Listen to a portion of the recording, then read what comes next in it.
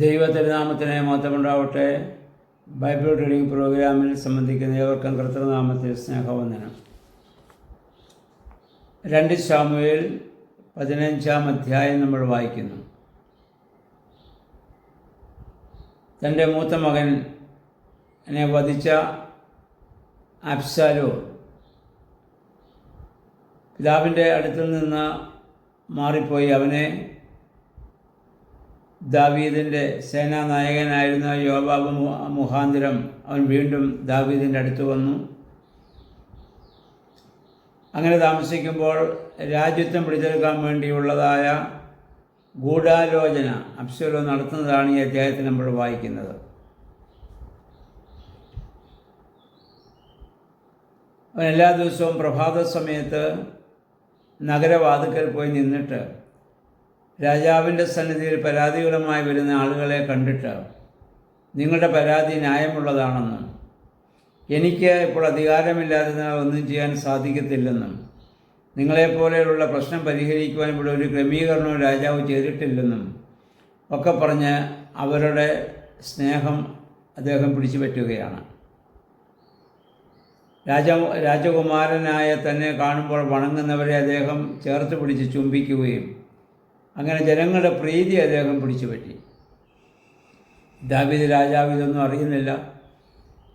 അല്ലാതെ കൊണ്ട് ജനങ്ങളുടെ എല്ലാം പ്രീതി പിടിച്ചു പറ്റിയിട്ട് എങ്ങനെയെങ്കിലും ദാവീദിനെ പുറത്താക്കി രാജ്യത്വം കൈക്കലാക്കുക എന്നുള്ളതാണ് അബ്ശാലോമിൻ്റെ ആലോചന. ഏതാണ്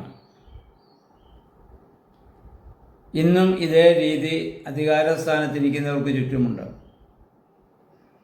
അവരോട് ചേർന്ന് നിൽക്കുന്നവരൊക്കെ അവരറിയാതെ മാറി നിന്ന് അവരുടെ കുറ്റവും നുണയുമൊക്കെ പറഞ്ഞ് അവരെ ആ പഴിചാരി അധികാരസ്ഥാനങ്ങളൊക്കെയും പിടിച്ചെടുക്കുവാനുള്ളതായ ഒരു ശ്രമം ഇന്ന് സഭയിലായാലും സമൂഹത്തിലായാലും എല്ലായിടത്തും നമുക്ക് കാണാൻ പറ്റുന്നുണ്ട്.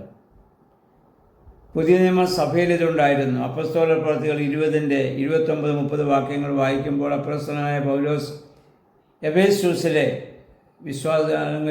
തൻ്റെ ശിഷ്യന്മാരോട് അദ്ദേഹം അവിടെ പറയുന്നുണ്ട്, ഞാൻ പോയതിന് ശേഷം ഉപദേഷ്ടാക്കൾ നിങ്ങളുടെ അടുക്കൽ വരും, അവർ വന്ന് നിങ്ങളെ വഴിതെറ്റിക്കും. ഇതൊക്കെ ആദിമസഭ മുതൽ പഴയ നിയമകാലം മുതൽ ഇന്നും എല്ലാ സമയത്തും പൈശാചികമായ ഈ ഒരു വലിയ ഒരു ശക്തി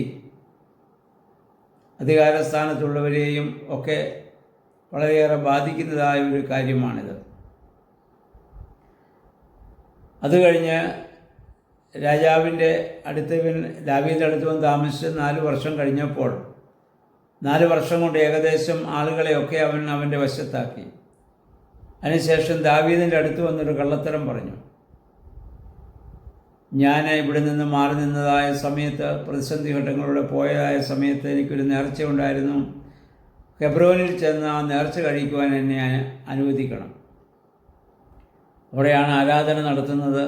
അപ്പോൾ ആരാധിക്കുവാനല്ലേ, നേർച്ചയ്ക്കല്ലേ, നല്ല കാര്യമെന്ന് പറഞ്ഞ് ദാവീദ് അവനെ യാത്ര അയക്കുകയാണ്. പക്ഷെ അവൻ അവിടെ ചെന്നപ്പോൾ കുറേ ആളുകളെയൊക്കെ ഇവിടുന്ന് കൂട്ടിക്കൊണ്ടാണ് പോയത്. അവരോട് പറഞ്ഞു, ഇവിടെ കാഹളം ഊതുന്ന സമയത്ത് നിങ്ങൾ വിളിച്ചു പറയണം, ഹെബ്രോനിൽ അബ്ശാലോം രാജാവായിരിക്കുന്നു. അങ്ങനെ ജനത്തെ കൊണ്ട് വിളിച്ചു പറയിപ്പിച്ച് സ്വയം രാജാവായി അദ്ദേഹം അവിടെ അഭിനയിക്കുകയാണ്. അത് കഴിഞ്ഞപ്പോഴാണ് ദാവീദ് കാര്യങ്ങളൊക്കെയും അറിയുന്നത്. അതുകൂടാതെ 12-ാം വാക്യം വരുമ്പോൾ വായിക്കുന്നുണ്ട്, ദാവീദിൻ്റെ ഉപദേഷ്ടാവായിരുന്ന അഹിതോഫലിനെ അദ്ദേഹം ഈ അബ്ശാലോം വിളിച്ചു വരുത്തി തൻ്റെ കൂടെയാക്കിയിട്ട് രാജാവിനെതിരായി ഗൂഢാലോചന അവിടെ നടത്തുകയാണ്. എങ്ങനെ ദാവീദിനെ പുറന്തള്ളി എനിക്ക് അവിടെ രാജാവായി തീരാൻ സാധിക്കും? ദാവീദിൻ്റെ ഉപദേഷ്ടാവായിരുന്നതായ അഹിതോഫലും ഇവിടെ ഇപ്പോൾ അബ്ശാലോമിനോട് ഇവിടെ ചേരുകയാണ്. അപ്പം അങ്ങനെയൊക്കെ അറിഞ്ഞവനായ ദാവീദിന് മനസ്സിലായി അബ്ശാലോം തന്നെ വധിക്കും. അതിന് മടിക്കുന്നവനല്ല അവൻ. സ്വന്തം സഹോദരൻ്റെ വരെ വധിച്ചവനാണവൻ. അവൻ അതിനൊന്നും അത് മടിക്കുന്നവനല്ല എന്ന് മനസ്സിലാക്കിയവനായ ദാവീദ് തൻ്റെ അനുയായികളുമായി അവിടുന്ന് ഓടി രക്ഷപ്പെടാൻ വേണ്ടി ശ്രമിക്കുകയാണ്. ആ കൊട്ടാരം കാക്കുന്നതിന് വേണ്ടി അർദ്ധനാരികളെ അല്ലെങ്കിൽ 10 ഷണന്മാരെ മാത്രം അവിടെ ആക്കിയിട്ട് അദ്ദേഹം അവിടെ നിന്ന് ഓടി രക്ഷപ്പെടുകയാണ്. അങ്ങനെ പോകുന്നതായ സമയത്താണ് ഗിത്യനായ ഇത്തായി എന്ന് പറയുന്ന ഒരാളെ അവിടെ വെച്ച് കാണുകയും ഞങ്ങളിവിടെ വരികാൻ അദ്ദേഹത്തോട് ആവശ്യപ്പെടുകയും അദ്ദേഹം കൂടെ അവിടെ പോകുന്നതായി നമ്മളിവിടെ വായിക്കുന്നുണ്ട്.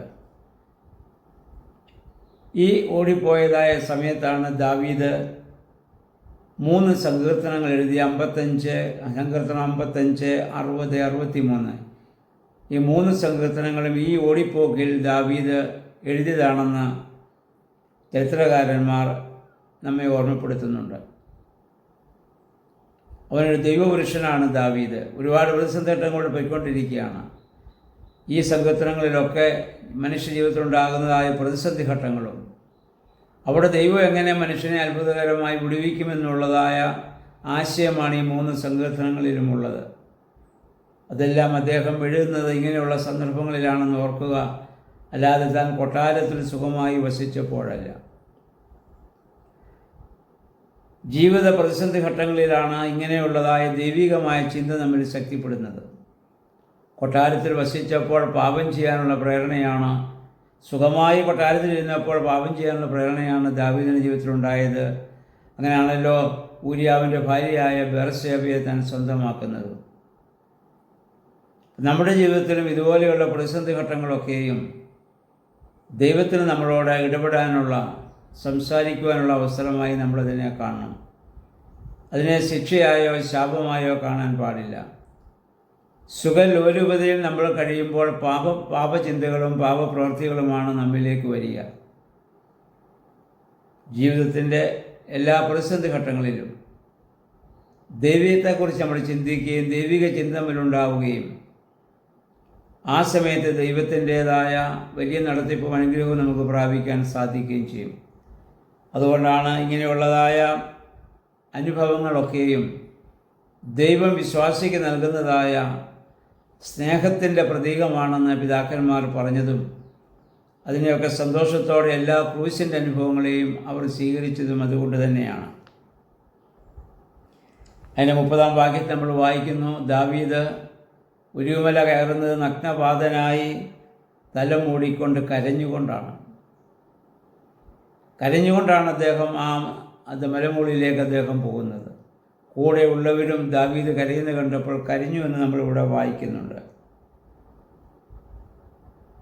തൻ്റെ ഉപദേഷ്ടാവായ അഹീതോവാദ് അബ്ശാലോമിനോട് ചേർന്നു എന്നറിഞ്ഞപ്പോൾ ദാവീദിന് വളരെ ദുഃഖമുണ്ടാവുകയും ദൈവമേ അവൻ്റെ ആലോചന വ്യർത്ഥമാക്കണമേ എന്ന് ദാവീദ് പ്രാർത്ഥിക്കുകയും ചെയ്യുന്നതായി നമ്മൾ വായിക്കുന്നുണ്ട്.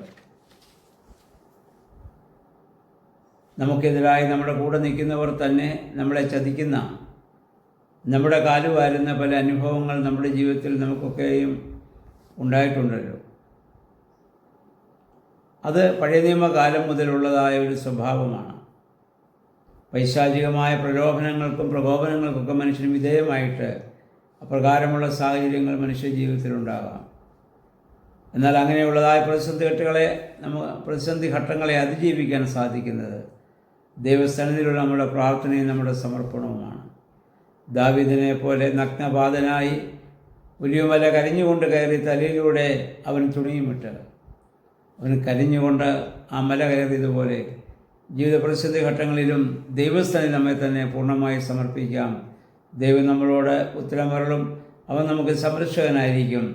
ആ ദൈവത്തെ അറിയുവാൻ ദൈവമേ അങ്ങനെ ഞങ്ങളുടെ വേദപുസ്തക വായനകളും ധ്യാനങ്ങളും സഹായിക്കണമെന്ന് നമുക്ക് പ്രാർത്ഥിക്കാം. ദൈവം അതിന് നമ്മളെ എല്ലാവരെയും സഹായിക്കുമാറാകട്ടെ.